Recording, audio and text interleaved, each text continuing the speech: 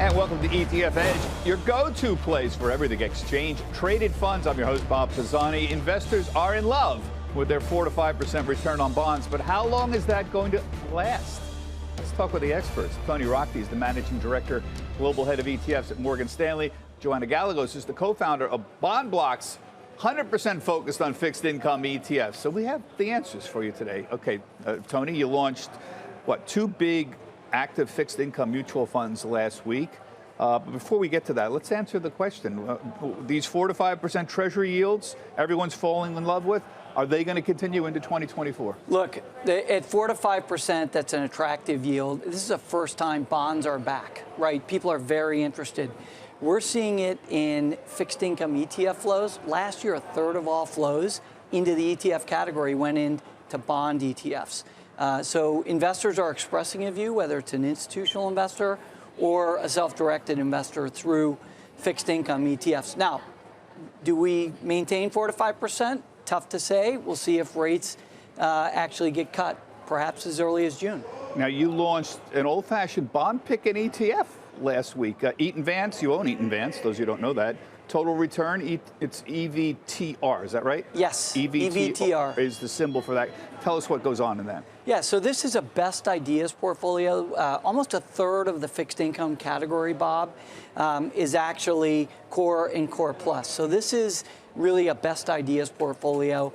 We actually converted a mutual fund, which we launched in 1984. It's a 4-star Morningstar performance, but we converted it to an ETF right here on the floor of the exchange. That's a good point. Yeah, last Monday. Now, is this very broad in terms, like an LQD thing, where you're picking treasuries and you're picking munis and you're picking corporates? It's much broader. It's, you know, right now a 6-year duration, about a 6.6% yield. But again, it's 6.6. Yes, yield. But it's a best ideas portfolio.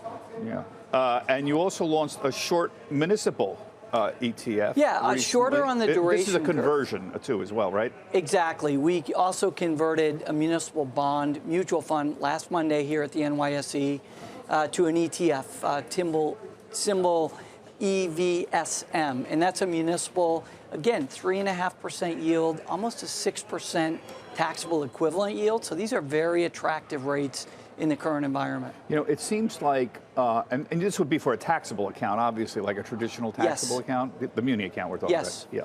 So it looks, there's 2 stories here, folks. There's the fixed income story, which we talked about, and the continuing appeal of that 4 to 5% yield. And there's a little mini boom in active management going on. So there's 2 stories here, and that seems to be attracting some significant dollars recently.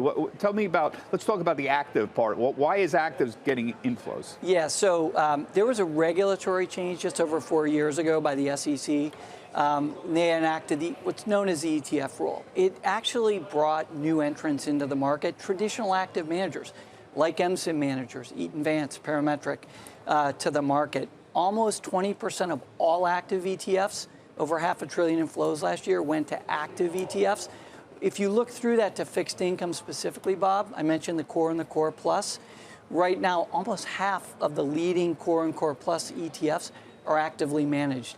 Some of the passive vehicles actually exclude sectors, and so with active management, you can bring in that unique bespoke approach. Yeah, Joanna, I want to turn to you. The same question, though. I mean, the 4 to 5% yields, they're all in love with. My mother's in love with these things. I'm not kidding. My mother loves these yields.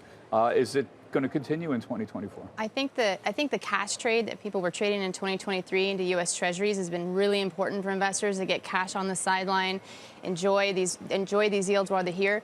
We still think that income is going to be persistent in 2024 and beyond, and we think that that investors should still be looking at Treasury yields and other types of bond investments, because even if rates do decline this year, where people are switching their focus is they're switching their focus to, yes, bonds are back in 2023, but in 2024, investors are getting back into bonds. So they're not only investing in U.S. Treasuries, they're actually looking at these as relative risk assets to the equity markets, which you mentioned. Like, your biggest mistake could be rushing back into equities before you're considering all these opportunities in fixed income. And so, yes, the cash trade and the 4 to 5% is great. We think that'll persist, and I think it'll be, relatively, still very good for investors. But investors should be stepping out into risk, and we like credit and we like duration. Yeah, so let's talk about that. We last had you on last year, a short-term was all the rage. Short maturity, short duration was all the rage. And you've been telling people to move out more into the intermediate end. And those who don't know, intermediate would, what, 3 to 7 years, right? Would that be more intermediate?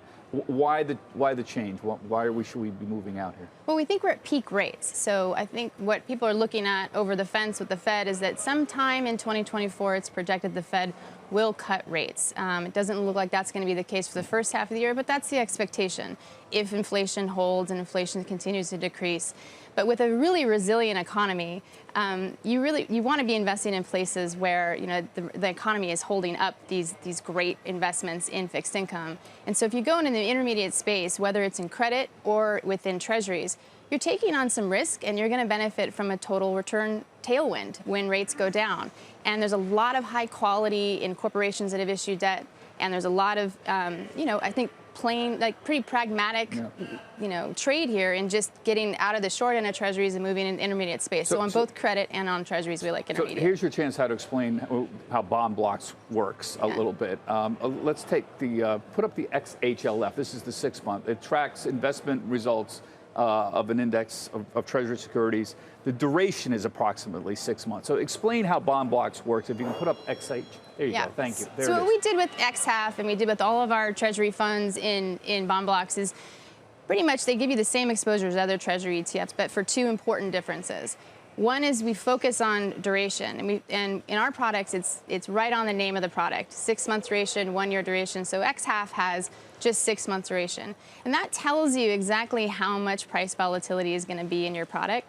Now, for XHAF and X1, that's pretty straightforward if you're using it for cash. They're such low volatility, they're not going to move much, and they're a really great place to get off the sidelines with your cash. Where I think the product set really shines is in markets like 2024, where there's going to be an interest rate change in the short term. And so if you want to move out a little bit, you can do that with precision in bond blocks. It targets duration. It does. No other product in the market does it. And duration is sensitivity to interest rates. I always have to make sure people understand, because they get duration and maturity confused sometimes. Yeah, it's interest rate risk. And so what you would expect in 2024 towards the end is if interest rates go down, then the price of your bonds are going to go up. And in this market, that's a great thing. In 2023 and 2022, that made people nervous because as interest rates rise, the price of your bonds go down. And of course, there's bond blocks, ETFs right out on the curve, all the way out there. All the way on the curve. Up to 30 years. In corporate bonds, most are still yielding north of 4%. And I talked to Tony about this. You like the riskier end, the BBB rated. That's the lowest investment grade, folks, on S&P. The yields here north of 5%. North of 5%. Right now. Is that, again, this sustainable? I'm talking about corporates now. Yeah, so corporates are a really attractive place to start investing in, and have seen a lot of flows in the first quarter of this year. We like BBB. We think it's the place to be because it's the sweet spot of investment grade. If you think of the broad investment category, while this is the lowest part of the risk spectrum of investment grade, you don't pick up any incremental default risk for getting more yield and a better total return potential. And over 20 years, it's outperformed the broader category. So it's just a simple trade to, like, if you're going to get back into credit and you're going to get into, investment grade bonds and corporates, like, start there with the BBBs. Our favorite is the BBBI, which is the intermediate BBB. For all the reasons I explained, it probably has the best potential this year.